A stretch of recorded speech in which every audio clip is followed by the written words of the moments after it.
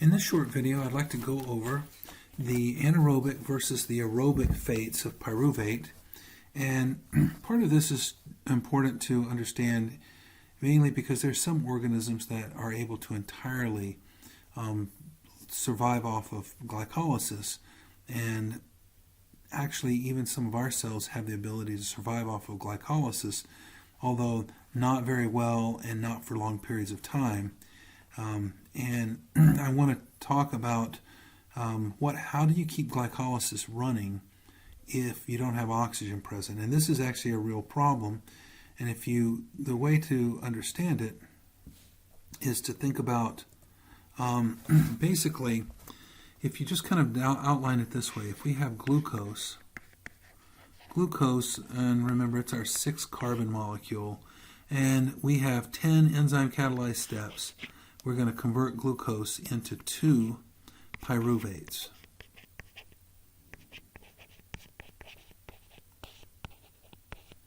And then out of glucose comes this, we get net 2 ATP. So we get 2 ATPs net, and we get this NADH.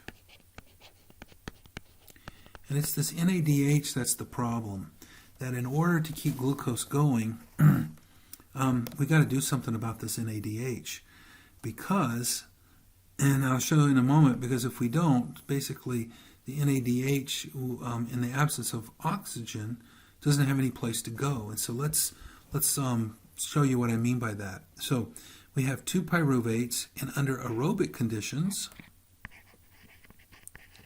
that just simply means when oxygen is present, we have this guy is going to get converted into 2 acetyl-CoAs, and these acetyl-CoAs will be shunted into the citric acid cycle, and we'll just call it the TCA for short here. And the citric acid cycle basically serves to convert NAD into NADH. That's basically the primary thing that will come out of the citric acid cycle. Now, where is this NADH going to go? So you make NADH, where does it go? Well, what we're going to talk about after the next chapter, we'll talk about this thing called the electron transport chain. And it is in the inner membrane of the mitochondria.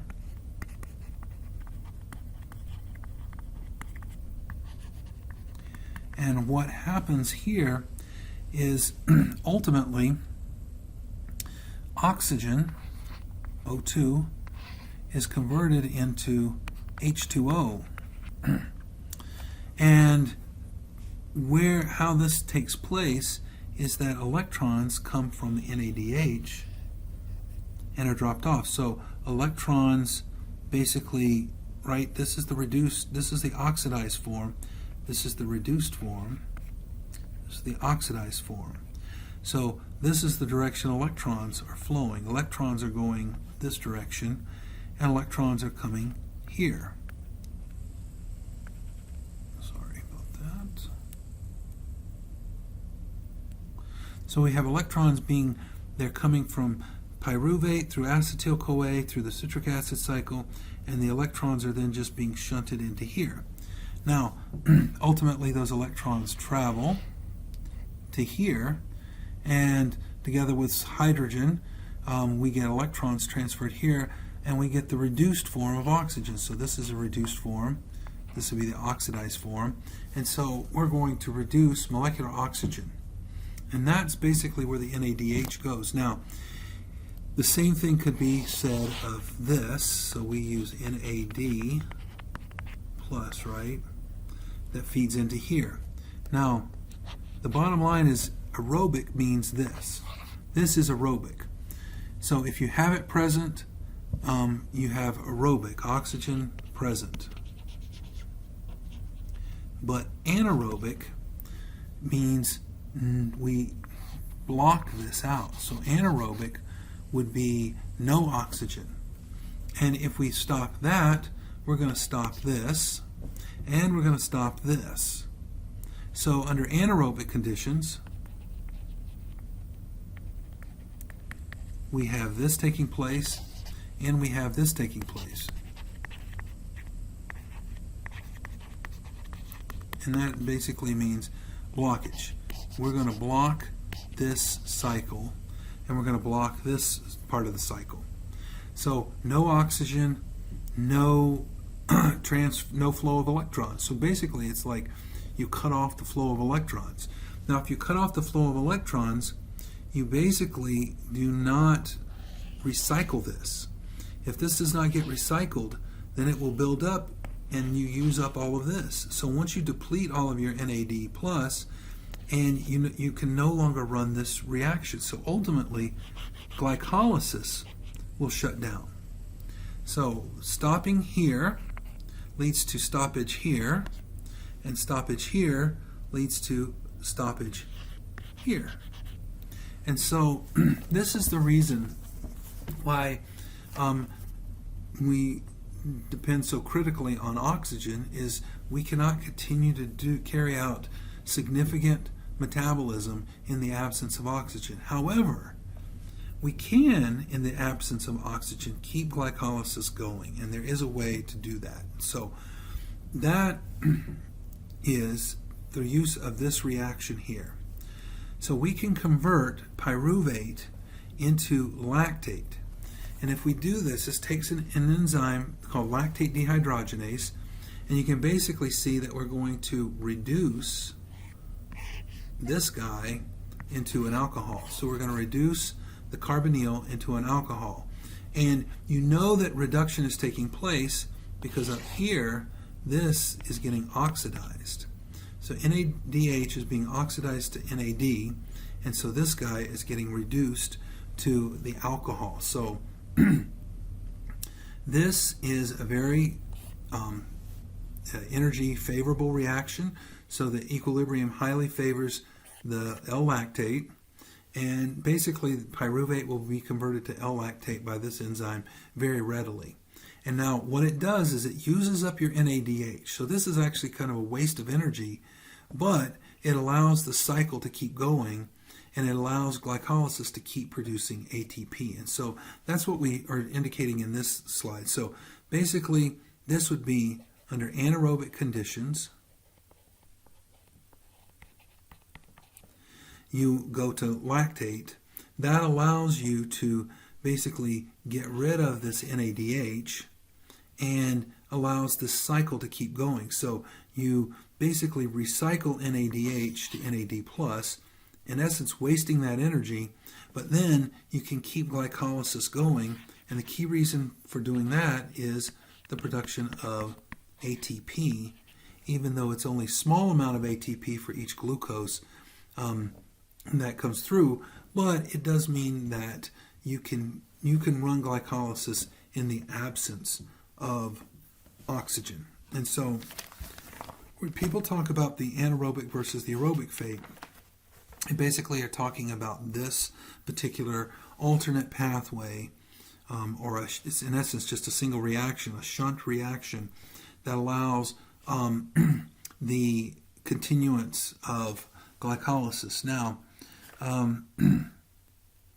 there are some cell types actually that have no mitochondria, like erythrocytes. They make use of this reaction, red blood cells. Now, the lactate, what happens to it? What's the fate of lactate? Well, lactate can get removed in two primary ways. So one, it can be converted back into pyruvate,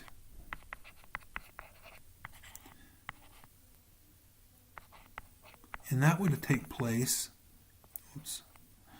in oxygenated cells.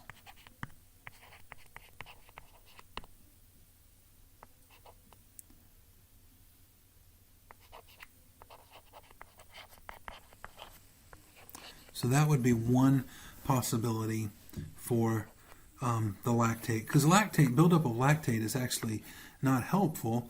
Lactate buildup, see, pyruvate, and under anaerobic conditions, pyruvate doesn't stay around. You actually have pyruvate gets converted to your acetyl-CoA, right? And that goes into the TCA. Well, that would be aerobic conditions. So under aerobic conditions, you're not going to keep pyruvate around. But under anaerobic conditions, you don't really have a very easy way to get rid of the lactate. So buildup of it actually causes the pH of the blood to drop, and so you can have lactic acid buildup is not very helpful. So you do need to get rid of it. A second way that you can get rid of it is in the liver. Lactate can be converted into glucose.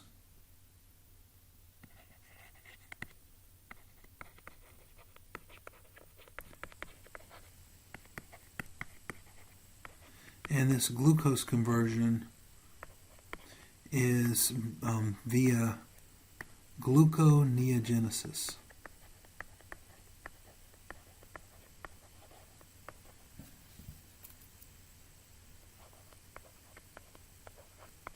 So gluconeogenesis, we can convert lactate back into glucose.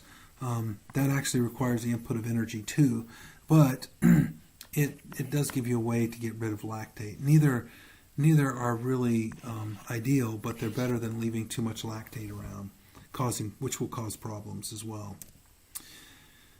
All right, now another situation in which an alternate pathway for lactate is found in yeast. And so in yeast, a reaction that is near and dear to the heart of many people is this reaction that's shown here, where we have pyruvate converted into acetaldehyde. Now, it's not the acetaldehyde that everybody likes, it's this final product here, ethanol. But basically, this is a waste product of